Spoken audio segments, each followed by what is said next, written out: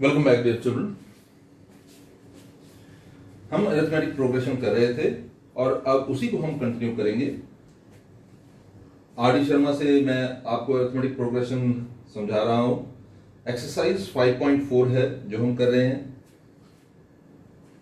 Question number 2, sixth part, which term of the AP. आपको एक AP given है -7, -12, -17। ये आपको एक एपी गिवन है और आपसे क्वेश्चन में पूछा गया है, ये प्रश्न पूछा गया है। क्या प्रश्न है? Which term of the AP -7, -12, -17, -22 will be -82। इसमें एक टर्म जो है -82 है। ठीक है जी, ये एक एपी आपको गिवन है -7, -12, -17, आगे होगा -22। इस तरह से आपको एक एपी गिवन है और आपसे पूछा गया है इसका एक पार्ट, एक मेंबर इस सीक्वेंस का है -82। आपको सिर्फ बताना है वो कौन सा मेंबर होगा। हम कहते हैं लेट an इज -82। हम लेट करते हैं कि an जो है वो क्या है, -82 है। ठीक है जी, तो अगर an -82 है तो आपको an का मैंने पिछले लेक्चर में बताया था फॉर्मूला क्या होता है to find nth term, a plus n-1d is -82। So what is a? a क्या है आप देख लीजिए, यहां पर a है -7। ठीक है जी, d क्या है? d है -12 minus of -7. What is that? Here d is equal to -12 plus 7. It is -5. ठीक है जी, अब आपको देखिए यहां पर इस क्वेश्चन में आपको a भी पता है, आपको d भी पता है, लेकिन n नहीं पता। n आपको निकालना है। तो a क्या है? -7 प्लस n-1 और d क्या है? d है -5 इज इक्वल टू -82। जरा सॉल्व कीजिए, ये आपके पास हो जाएगा n-1 into -5 is equal to -82 plus 7। -7 है, वहां जाकर +7। What is that? n-1 is equal to -82 plus 7 क्या हो जाएगा? -82 में 7 को अगर आप प्लस करेंगे बनेगा -75। ठीक है जी, और ये -5 इसके नीचे आ जाएगा। ये क्या बन गया? Minus minus cancel. ठीक है जी, तो आपके पास आया n-1 is equal to 15। What about n? n is equal to 16, क्योंकि ये -1 वहां जाकर क्या हो जाएगा? +1 हो जाएगा। तो ये बन जाएगा 15 + 1 16। तो मैं आपको फिर से याद दिला दूं, मैं अभी आपके लिए एक्सरसाइज 5.4 का क्वेश्चन नंबर 2 का लास्ट पार्ट कर रहा हूं, जो सीबीएसई 2019 में ये क्वेश्चन जो है ये एग्जाम में आया हुआ है। ठीक है जी, तो आपके पास n आ गया 16। अब एक और क्वेश्चन आपसे पूछा गया है, ये एक क्वेश्चन में दो क्वेश्चंस हैं। Is -100 any term of the AP? क्या इसमें -100 कहीं पर आएगा? देखिए -82 तो आया था, क्योंकि आपको बोला कि -82 इसका पार्ट है, लेकिन अब हमें ये नहीं पता कि -100 भी इसका पार्ट है कि नहीं है। तो आपको बताना है क्या -100 इसमें आएगा। तो हम लेट कर लेते हैं, suppose -100 is the nth term of the AP। हम सपोज कर लेते हैं कि -100 आएगा और ये nth टर्म हो जाएगा। तो nth टर्म अगर होगा तो इसका क्या मतलब हो गया? therefore an must be equal to -100। Okay, अभी आपने कहा ना कि -100 जो है वो हम सपोज कर लेते हैं कि वो nth टर्म है। अगर वो nth टर्म है तो an हो गया -100, लेकिन an क्या होता है? an होता है a plus n-1d is -100। Okay, a plus n-1d is equal to -100। So what is a? आपको पता है a क्या है? It is -7 plus n-1d। d क्या है? d है -5 इज इक्वल टू -100। अब आप लोग बोलेंगे सर n तो हमने निकाल दिया था ना। भाई ठीक है, वो हमने n निकाल लिया था, लेकिन यहां पर ये दूसरा पार्ट है और दूसरे पार्ट में आपको बताना है क्या -100 इसका पार्ट हो सकता है। तो हम सपोज कर लेते हैं कि हाँ भाई हो सकता है, और अगर हो सकता है तो हम कहते हैं लेट कर लेते हैं कि nth टर्म या n' टर्म जो है, ऐसे कर लीजिए, n' टर्म जो है वो इसका, तो n' टर्म है तो यहां पर n' ले सकते हैं, n' ले लीजिए। अब ये क्या हो जाएगा? n'। Okay, so what is this? -7 को मैं उस तरफ ले जाऊंगा, अगर मैं उस तरफ ले जाऊंगा -7 को, तो देखिए जरा क्या होने वाला है। -7 को अगर मैं उधर ले जाऊंगा तो +7 हो जाएगा, ये हो जाएगा n dash -1 into -5 is equal, -7 मैंने वहां लिया, ये क्या हो जाएगा -100 + 7, ठीक है जी। What is this? n dash -1 is equal to -100 + 7 is -93, okay. और ये माइनस मैं इसके नीचे ले आता हूं, ये आ गया -5, माइनस माइनस कैंसिल, ये हो गया 93/5। What is that? n dash is equal to 93/5, ये -1 वहां जाकर +1, what is that? 93 + 5/5, what is that? n dash is equal to 98/5। कटेगा नहीं ये इसको आप इस तरह से लिख सकते हैं 13, ओके। इसको आप इस तरह से लिख सकते हैं 19 होल 3/5। आपको याद होगा मैंने आपको बताया था जो n की वैल्यू होती है, जो n होता है वो एक कंप्लीट टर्म होती है। 1 हो सकता है, 2 हो सकता है, 3 हो सकता है, मतलब ये पॉजिटिव नंबर होता है, नेचुरल नंबर होता है। तो यहां पर तो ये 19 होल 3/5 है, फ्रैक्शन में है, इसीलिए हम कहेंगे कि -100 जो है इसका पार्ट नहीं हो सकता, ठीक है। देखिए मैं दोबारा से आपके लिए रिपीट कर रहा हूं, आपने सॉल्व करने की कोशिश की, यहां पर आपने क्या किया, पहले आपने निकाला कि nth टर्म जो है -82 है और आपने n की वैल्यू निकाल दी। अब दूसरा क्वेश्चन ये था क्या -100 इसका पार्ट है, इस सीक्वेंस का, इस एपी का पार्ट है? तो हमने कहा कि भाई सपोज कर लेते हैं कि वो है, और हमने माना कि वो n डैश टर्म जो है वो इस एपी का वो -100 है। तो n डैश टर्म जो है a + n डैश -1 d होगा इज इक्वल टू -100। आपने सारी वैल्यूज पुट करी तो n डैश की वैल्यू आपकी आ गई 98/5। अब ये न्यूमरेटर डिनोमिनेटर कटता नहीं है, यानी कि ये फ्रैक्शन में ही आपको छोड़ना पड़ेगा। अगर फ्रैक्शन में छोड़ा तो आप समझ सकते हैं कि मैंने आपको बताया है कि जो n की वैल्यू है या यहां पर n डैश की वैल्यू है वो एक नेचुरल नंबर होना चाहिए, ठीक है, एक कंप्लीट नंबर होना चाहिए, लेकिन ये फ्रैक्शन में है तो हम इसको कंसीडर नहीं करेंगे। तो हम बोलेंगे therefore -100 is not a part of the given AP, given AP का ये पार्ट नहीं हो सकता, ठीक है जी। हम मानेंगे कि गिवन एपी जो है उसका ये पार्ट नहीं हो सकता। चलते हैं आगे। Now look at the next one. The next question is for what value of n are the nth terms of the following two AP same. ये 2006 का क्वेश्चन है, एग्जाम्पल 8 है आपकी आरडी में। For what value of n are the nth terms of following two AP same. आपको एक AP ये दिया हुआ है, एक एपी ये दिया हुआ है, और ऐसा बोला जा रहा है कि इन दोनों में एक टर्म कॉमन है, इसकी nth टर्म जो है इसकी nth टर्म के बराबर है, तो लेकिन हमें बताना है कौन सा टर्म ऐसा है जो बराबर होगा। तो हम कहते हैं पहले इसका nth टर्म निकालते हैं, इसका an निकाल देते हैं। an क्या होगा? a + n - 1d, okay. What is a? It is 1। What is d? It is 7 - 1 6। So what is that?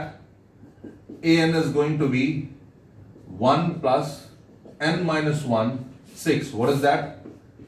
an is going to be 1 plus 6n minus 6. What is that? an is going to be 6n minus 5. ये आपके पास इसकी nth term निकल गई। अब इसका nth term निकाल के देखते हैं। यहां पर a जो है वो 69 है और d जो है वो 68 - 69 है। 68 - 69 हो गया -1, ठीक है जी। इसका nth टर्म निकालते हैं। इसका nth टर्म हम a' n सपोज कर लेते हैं। तो a' n जो है वो क्या हो जाएगा? वो हो जाएगा a' प्लस n - 1 d', ठीक है जी। a' d'। What is a'?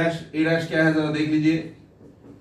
a' है आपका 69 प्लस n - 1 और d' क्या है? It is -1, okay. Now solve it. a' n is equal to 69 minus n plus 1. What is that? a' n is equal to 70 minus n. मैं दोबारा से repeat कर देता हूं। इस क्वेश्चन में पहले आपने nth टर्म निकाल लिया और इस क्वेश्चन में भी आपने nth टर्म निकाल लिया, और आपको बोला गया है कि दोनों के nth टर्म जो है इक्वल है। नाउ ये गिवन है कि an जो है वो किसके बराबर है, a डैश n के बराबर है। What about an? It is 6n minus 5. What is a dash n? It is 70 minus n. What is that? 6n plus n is equal to 70 plus 5.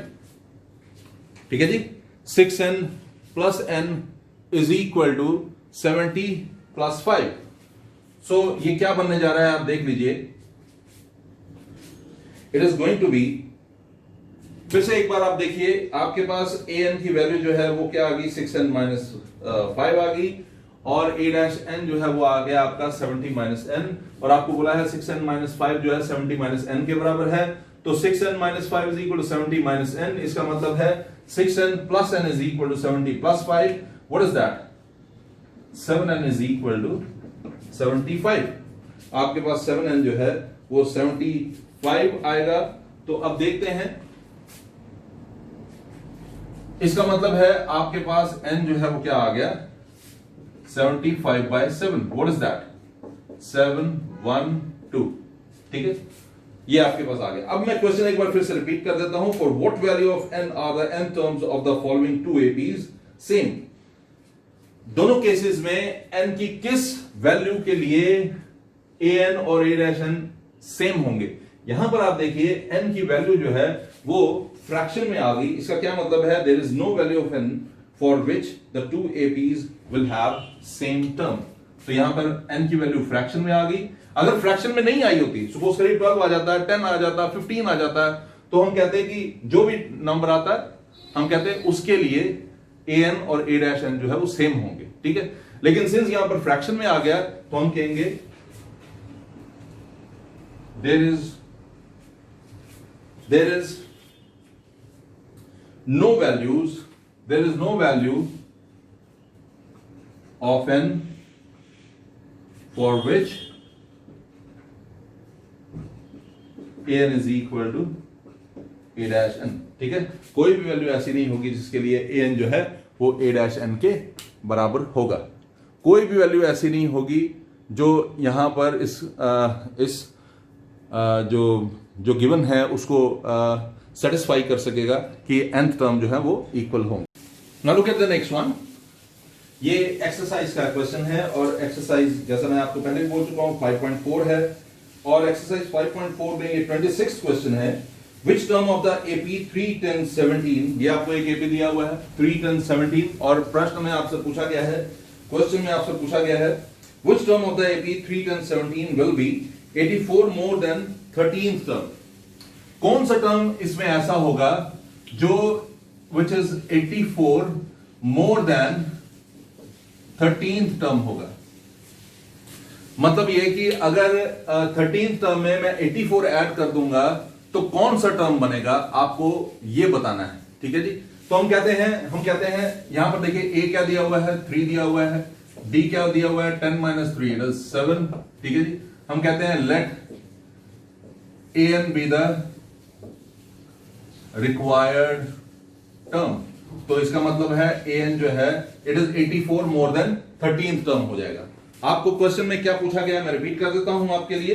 Question है which term of AP 3, 10, 17 will be 84 more than its 13th term। हमने कहा कि nth term जो है it is 84 more than 13th term। Okay, अब जरा देखिए nth term क्या होगा, a plus n minus 1d is 13th term क्या होगा, a plus 13 minus 1d plus 84। आपको याद होगा, आपको याद होगा मैंने आपको बताया था अगर 13th टर्म हो तो वो 12th टर्म बन जाता है ना। a 13 हो तो a plus 12d हो जाता है। हम sorry 13th term 12th term नहीं हो जाता। इसका मतलब है कि अगर 13th टर्म हो तो उसको हम 12d लिखते हैं, a plus 12d। तो जरा देखिए a क्या है, it is 3 plus n minus 1 d क्या है, it is 7। What is a, it is 3 12d plus 84। सो एक चीज तो कैंसिल होगी, ये है 3। तो जरा देखिए क्या बन गया, it is going to be 7n minus 7 is equal to 12d। d की वैल्यू क्या थी, आप देख लीजिए, d की वैल्यू थी हमारे पास इट वाज 7। ठीक है जी, तो ये क्या बन जाएगा, ये 12 7 बना 84 प्लस 84। ओके जी, ये क्या बन गया जरा देखिए, 7n is equal to 168 plus 7। क्या होता है 168 plus 7? It is 175। What is that? n is equal to 175 upon 7। What is that? 7 to the 14। ठीक है जी, तो n आपका आ गया 25। n is 25। आप देख सकते हैं आपके पास n की वैल्यू जो है वो क्या आ गई? It is 25। इसका क्या मतलब है? द 25th टर्म, देयरफॉर इसका मतलब है 25th term is 84 more than 13th term, है ना? ओके, ये इसका आपको निकालना था। मैं दोबारा से रिपीट कर देता हूं, आपको एक एपी गिवन था और आपको बोला गया है कि इस एपी में कौन सा टर्म ऐसा होगा जो which is 84 more then 13 term. हमने कहा nth term is 84 more then 13 term, और फिर हमने यहां पर वैल्यू पुट करके इसको सॉल्व करके दिखाया, हमारे पास आंसर जो है वो 25 आ गया। चलते हैं थोड़ा सा और आगे। In the next question, which is the 27th one of exercise 5.4, we are given with two arithmetic progression। आपको दो arithmetic progression दिए हुए हैं and they have the same common difference, दोनों में common difference same है। क्या था difference between their 100 terms? आपको दो AP दिए हैं, ठीक है, और उनके 100 टर्म का डिफरेंस मतलब A100 माइनस A-100 जो है वो कितना गिवन है? It is 100। The difference between their 100 term is 100। ठीक है जी, मैं फिर से रिपीट कर दूं आपके लिए। आपको दो एपीज गिवन है इस क्वेश्चन में, ठीक है, बताया नहीं है कि क्या एपी है, ऐसे बोला गया है कि वी हैव टू एपीज। ओके, और दोनों एपीज की खास बात यह है दोनों में कॉमन डिफरेंस सेम है। इसका क्या मतलब है? अगर एक एपी है 1 5 1 5 9 एंड सो ऑन, तो दूसरा एपी सपोज करिए ऐसे है 10 14 एंड सो ऑन। दोनों एपीज में 4 कॉमन है ना, इसका कॉमन डिफरेंस जो है 5 - 1 4 होता है, इसका कॉमन डिफरेंस 4 14 - 10 ये भी 4 है। तो ऐसे ही दो एपीज आपको गिवन है जिनका कॉमन डिफरेंस सेम है। ओके, और 100 टर्म का डिफरेंस दोनों का है 100, यानी कि A100 माइनस A-100 जो है वो 100 है। तो ये मैंने एग्जांपल दिया। चलते हैं, A100 क्या हो गया? A plus 99D। आपको याद होगा मैंने आपको ये समझाया था, ठीक है। अगर नहीं आपको याद है तो आप इसको ऐसे कर सकते हैं, A plus n minus 1D का फॉर्मूला लगाकर। A plus n minus 1D मतलब A plus 100 minus 1D। Okay, ऐसे ही इसको हम लेंगे, ये क्या हो जाएगा? A dash plus 99D dash is equal to 100। इसका फर्स्ट टर्म A है, इसका फर्स्ट टर्म हमने A डैश दिया हुआ है, इसका डिफरेंस हमने D लिया हुआ है, इसका डिफरेंस हमने D डैश लिया हुआ है। लेकिन आपको क्या गिवन है? आपको गिवन है कि D जो है D डैश के बराबर है, तो मैं इसको क्या लिखूंगा? A plus 99D minus A dash minus 99D dash is equal to 100। ठीक है, ये गिवन है। क्या गिवन है? It is given that D is equal to D dash. आपको बताया गया है कि जो कॉमन डिफरेंस आप ले रहे हैं दोनों का कॉमन डिफरेंस जो है वो सेम है, यानी कि D जो है वो D डैश के बराबर है। तो मैं इसको ऐसे लिख सकूंगा, A plus 99D minus A dash minus 99D is equal to 100। ऐसा क्यों लिखा? क्योंकि D जो है D डैश के बराबर है, तो D डैश की जगह मैंने D ही लिख दिया, तो ये cancel. What is left? A minus A dash is 100। ठीक है, अब क्वेश्चन क्या था? अब दोबारा से एक बार सुन लीजिए। Two arithmetic progressions have same common difference. The difference between their 100 term is 100. What is the difference between their 1000 term? आपको 1000 टर्म का डिफरेंस निकालना है दोनों के केस में, यानी कि आपको निकालना है A1000 माइनस A-1000। तो A1000 माइनस A-1000 निकालने के लिए now what you have to do, A1000 क्या होगा? A plus 999D। A-1000 क्या होगा? A dash plus 999D dash. ठीक है जी, ये क्या बन जाएगा जरा देखिए। It is going to become A plus 99D minus A dash minus 99D। ये D डैश था, मैंने इसको भी D कर दिया। क्यों? क्योंकि D और D डैश जो है इक्वल है। तो क्या हो जाएगा? 99D, ये 999D cancel. What is left? a minus a dash, आपके पास सिर्फ बच गया a माइनस a डैश, लेकिन a माइनस a डैश की वैल्यू तो आपने निकाली हुई है, it is 100, so a minus a dash is 100। इसका क्या मतलब हो गया? इसका मतलब हो गया जो 1000th टर्म है दोनों का, जो 1000th टर्म है दोनों के केस में, उसका डिफरेंस भी जो है वो क्या होने जा रहा है? It is going to be 100। मैं रिपीट कर देता हूं, आपको दो एपीज गिवन है और दोनों के 100 टर्म का डिफरेंस 100 है। हमने सॉल्व किया, हमें पता था कि d जो है वो d डैश के बराबर है, इसलिए d डैश की जगह हमने d पुट किया, 99 कैंसिल हो गया, a minus a dash is equal to 100 हो गया। अब बोला गया 1000th टर्म का डिफरेंस निकालिए, हमने 1000 टर्म के लिए ले लिया a plus 999d minus a dash plus 999d dash, d dash जो है d के बराबर है, ये पूरा और ये पूरा cancel, a minus a dash बचा, a माइनस a डैश जो है वो आपका क्या होगा? 100 होगा, क्योंकि आपने यहां पर ये निकाला हुआ है। इस तरह से आपके पास आ गया कि जो 1000 टर्म है उनका डिफरेंस जो है 100 है। क्वेश्चन में भी यही आपसे पूछा गया था कि आपको 1000th टर्म जो है उसका डिफरेंस जो है निकाल कर दिखाना है। इसके बाद हम क्वेश्चन ले रहे हैं, question number 30th, how many 3 digit numbers are divisible by 7। अब हम इसको स्टडी करेंगे, चलते हैं आगे। In this question which is again the 30th one of exercise 5.4, we have to find how many 3 digit numbers are divisible by 7। कितने 3 digit numbers जो है divisible होते हैं 7 से? तो पहले आपको पता होना चाहिए 105 जो है वो पहला नंबर है जो 7 से divisible होगा। आगे तो आपको पता लग ही जाएगा, 105 के बाद अगला 112 होगा, अगला 119 होगा, लेकिन लास्ट वाला कौन सा होगा? ठीक है, मैं आपको ऐसे बता देता हूं, लास्ट वाला जो है वो 994 होगा। ठीक है, जो लास्ट वाला टर्म होगा 994 होगा। कैसे पता लगेगा वो भी मैं आपको बता देता हूं, आप बड़े आराम से निकाल सकते हैं। जो लास्ट 3 डिजिट नंबर होता है 999 होता है, उसको 7 से डिवाइड कीजिए। ठीक है, 7 से डिवाइड करेंगे तो रिमाइंडर देखिए क्या बचता है।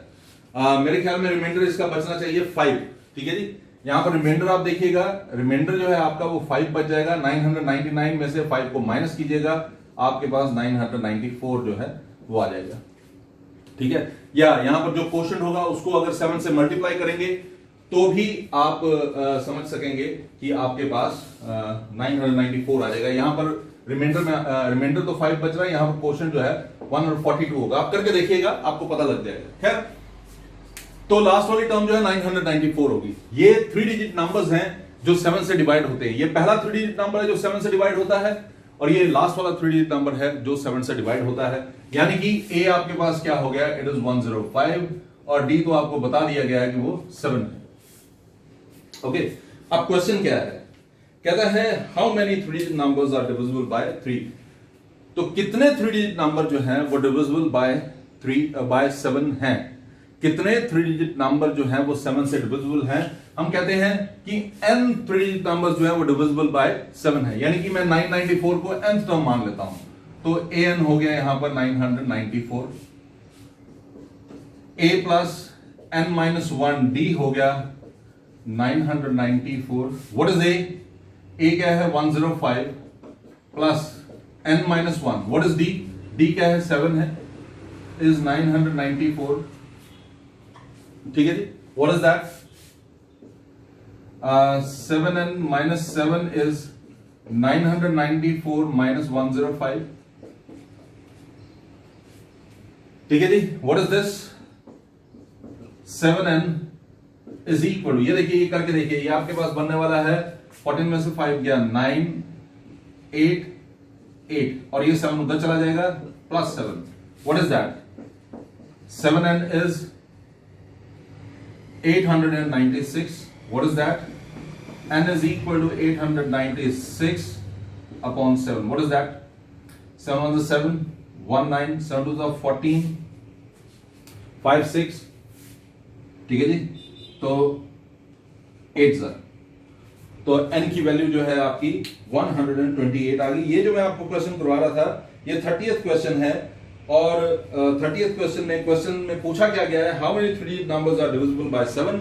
हमने लिख दिया कि ये नंबर्स हैं जो 3 डिजिट नंबर जो हैं वो डिविजिबल बाय 7 है। ठीक है, 105, 112, 119, 994 are the 3 digit numbers divisible by 7। ठीक है, तो पहला टर्म हो गया 105, डी हो गया 112 माइनस 105 7, या आपको बोला गया 7 से डिवाइड करना, तो वही आपका हो गया। हमने कहा nth टर्म जो है 994 है, तो an इज इक्वल 994, और इस तरह से आपने n की वैल्यू निकाल ली, आपके पास n की वैल्यू आ गई 128। आई एम श्योर कि आपको समझ आ गया होगा। चलते हैं आगे। Look at the 35th of this exercise. Exercise तो याद होगा आपको, एक्सरसाइज थी 5.4। हम अरिथमेटिक प्रोग्रेशन ही कर रहे हैं अभी। 35th क्वेश्चन है, the sum of 4th and 8th term of an AP is 24। 4th term और 8th टर्म का सम है 24। मैं रिपीट कर रहा हूं, the sum of 4th and 8th term of an AP is 24 and the sum of 6th and 10th term, जो 6th और 10th term है, मतलब a6 प्लस a10 है, इसका जो सम है वो आपको गिवन है कि इट इज 44। ये 44 है। ठीक है जी, मैं आपके लिए रिपीट कर रहा हूं। I am going to repeat this question for you. Question बड़ा सिंपल है, मैं आपके लिए रिपीट कर रहा हूं, आप ध्यान दीजिएगा। The sum of 4th and 8th terms of an AP is 24, sum of 6th and 10th term of an AP is 44। Find the AP, आपको एपी निकालना है। तो देखिए a4 प्लस a8 है 28, तो यानी कि a plus 3d plus a plus 7d जो है वो क्या है, इट इज 24। ओके जी, आपको गिवन है कि a4 प्लस a 24 है, तो a4 की जगह मैं a प्लस 3d लिख सकता हूं, a8 की जगह मैं a प्लस 7d लिख सकता हूं, और वो है 24। ऐसे ही आपको दिया हुआ है a6, मैं उसको a प्लस 5d लिख सकता हूं, a10 उसको मैं a प्लस 9d लिख सकता हूं, इट इज इक्वल टू 44। ये गिवन है आपको that it is equal to 44। ये आपके पास 44 के बराबर है। ठीक है जी, अब जरा ब्रैकेट्स खोलते हैं। जब आप ब्रैकेट्स खोलेंगे क्या होगा, मैं यहां पर डायरेक्ट कर रहा हूं, आप मत डायरेक्ट कीजिएगा, आपको एक स्टेप बढ़ाना ही पड़ेगा ब्रैकेट खोलने का। मैं डायरेक्ट खोल रहा हूं यहां पर ब्रैकेट्स, तो मैं ब्रैकेट्स खोलूंगा जब, तो क्या होने जा रहा है वो देखिए। a plus a is 2a, 3d plus 7d is 10d is 24. Okay, what is that? A plus a is 2a, 5d plus 9d is 14d is 44. ठीक है जी, दोनों में 2 कॉमन है, अगर मैं 2 कॉमन ले लूंगा तो ये बनेगा a plus 5d is equal to 12। नहीं भी लेंगे तब भी आपका ये सॉल्व हो जाएगा। मैं आप देखिए यहां पर भी 2 कॉमन है, तो 2 कॉमन लिया और ये 24 है, 2 और 24 कैंसिल हो जाएगा, 12 हो जाएगा। यहां पर भी 2 कॉमन है, ये बनेगा आपके पास a plus 7d is equal to 22। ठीक है जी, अब आप क्या करेंगे, सब्ट्रैक्ट कर देंगे इन दो इक्वेशंस को। सब्ट्रैक्ट 1 फ्रॉम 2, हम इसको ले लेते हैं कि ये 1 है, ये 1 है, और इसको हम कंसिडर कर लेते हैं कि ये 2 है। ठीक है जी, now we are going to subtract 1 from 2। First को सेकंड से सब्ट्रैक्ट करना, तो a minus a 0, 70 minus 5d is 2d, 22 minus 12 is 10, so आपके पास d की वैल्यू आ गई 5। आपने d निकाल दी। अब क्या करूंगा मैं, ये d जो है I am going to put it in 1, put d is equal to 5 in equation 1। So equation 1 क्या बन जाएगा, a plus 5 into 5 is 12. What is that? A is equal to 12 minus 25. What is that? A is equal to minus 13. आपके पास A की value आ गई, और क्या आई है, minus 13। देखिए कैसे हुआ, ये D की जो वैल्यू लिख ली है मैंने यहां पर पुट कर दिया, तो D मैंने यहां पर पुट किया, 5 5 25, 25 को मैं वहां ले गया, 12 minus 25 होता है minus 13। ठीक है, अब आपको AP निकालना था। आपको याद होगा एपी किस तरह से निकाला जाता है। एपी का पहला टर्म होता है therefore the required AP is a plus A comma A plus D comma A plus 2d comma dash dash dash, है ना। इसी तरह से हम निकालते हैं। तो ए क्या है, ए आपने निकाला है, what is it, it is -13 comma -13 plus D, D क्या है जी 5, ए प्लस ए क्या है -13 2 into 5 dash dash dash. What is this? It is -13 comma -13 plus 5 क्या हो जाएगा जी? It is -8. Okay, -13 plus 10 क्या हो जाएगा जी? It is -3 and so on. This is the required AP. मैंने अभी अभी आपको क्वेश्चन नंबर 35 करवाया है. 35th क्वेश्चन मैंने अभी अभी आपके लिए किया है और मैंने आपको बताया है कि किस तरह से आपको इसको सॉल्व करना है. 4th और 8th टर्म का सम दिया था 24, 6th और 10th टर्म का सम दिया था 44. हमने एक इक्वेशन बनाई a plus 5d बन गया equal to 12, a plus 7d equal to 22. ये दो इक्वेशंस बन गई, इन दोनों को सॉल्व किया, d की वैल्यू और a की वैल्यू निकाल ली. आपके पास d की वैल्यू आ गई 5 और a की वैल्यू आ गई -13. और आपको पता है AP जो है वो क्या होता है, वो होता है a plus d, a plus 2d, a plus 3d, a plus 4d dash dash dash. Okay, so हमने यहां पर वैल्यूज पुट की and we found the solution. इस तरह से हमने AP जो है वो अपने लिए निकाल लिया. Now here we are going to take the next one, the 43rd one. हम AP चैप्टर पढ़ रहे हैं, अरिथमेटिक प्रोग्रेशन. ये 4th एक्सरसाइज है. 4th एक्सरसाइज में जो अनसॉल्व्ड क्वेश्चंस हैं 43rd क्वेश्चन में ले रहा हूं. If the 7th term of an AP is 1/9, आपको गिवन है कि 7th टर्म जो है एक AP का वो है 1/9. अच्छा, 7th टर्म 1/9 का क्या मतलब हो गया? इसका मतलब हो गया a plus 6d जो है वो 1/9 है. इसका क्या मतलब हो गया? इसका मतलब हो गया 9a plus 54d is 1. Okay, ये हो गई इक्वेशन 1. मैंने कैसे किया? 7th टर्म आपको दिया है 1/9, तो आपको पता है 7th टर्म लेने के लिए मुझे a plus 6d लेना पड़ेगा. a plus 6d हो गया 1/9. 9 को यहां पर लेकर के 9a 9 6 54d. ओके, एक ये गिवन है. 7th term of an AP is 1/9 और दूसरा क्या गिवन है? 9th term is 1/7. 9th term is 1/7. इसका क्या मतलब होगा? इसका मतलब हो गया a plus 8d is 1/7. इसका क्या मतलब हो गया? मैं 7 को उधर ले जाऊंगा. 7a plus 56d is 1. ठीक है जी, ये दो इक्वेशन हमारे पास बन गए.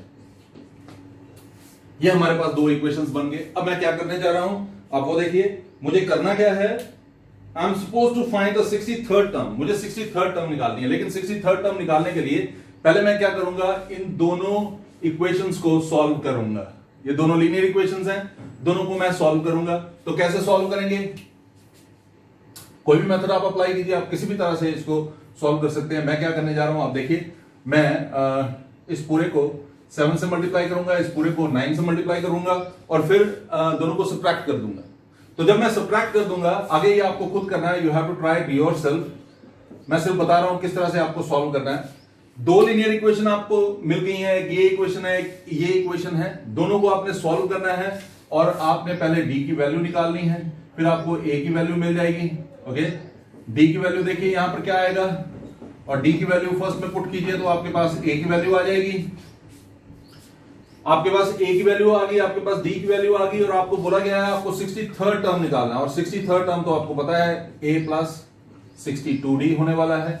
a की वैल्यू आप यहां पर निकाल चुके होंगे, यहां पर पुट कीजिए. d की वैल्यू आप यहां पर निकाल चुके होंगे, यहां पर पुट कीजिए और आपके पास जो चाहिए है आपको 63rd टर्म वो आपके पास आ जाएगा. मैं आपको इन क्वेश्चंस के बारे में बता दूं, ये थोड़े से आपको मुश्किल लग रहे होंगे लेकिन इतने मुश्किल नहीं है. प्रैक्टिस पर बेस्ड है. आप जितना प्रैक्टिस करेंगे उतना परफेक्ट होंगे और इन क्वेश्चंस में ज्यादा से ज्यादा प्रैक्टिस करना आपके लिए बड़ा जरूरी है. क्योंकि अक्सर क्या होता है, इन क्वेश्चंस को सॉल्व करते करते हम छोटी छोटी गलतियां कर जाते हैं जो एक्चुअली ब्लंडर होती हैं. ठीक है, दे आर एक्चुअली ब्लंडर्स. तो वो ब्लंडर्स होती हैं जिनके कारण क्या होता है आगे जाकर हमें प्रॉब्लम हो सकती है. तो आप इनको ध्यान से कीजिए, आराम से सॉल्व कीजिए. और एक और बात बताऊं मैं आपके लिए ये बात फिर से रिपीट कर देता हूं. मैंने पहले भी ये बात बोली है, जो क्वेश्चन छोड़े जा रहे होते हैं उसका मतलब ये नहीं है कि वो आपको नहीं करने हैं. उसका मतलब ये है कि वो आपको खुद करने हैं. You have to try those questions yourself. आपको वो खुद करने हैं और आप उनको जरूर ट्राई कीजिए. ज्यादा से ज्यादा एफर्ट्स कीजिए, अपना टाइम वेस्ट मत कीजिए, घर के अंदर ही रहिए. बाय.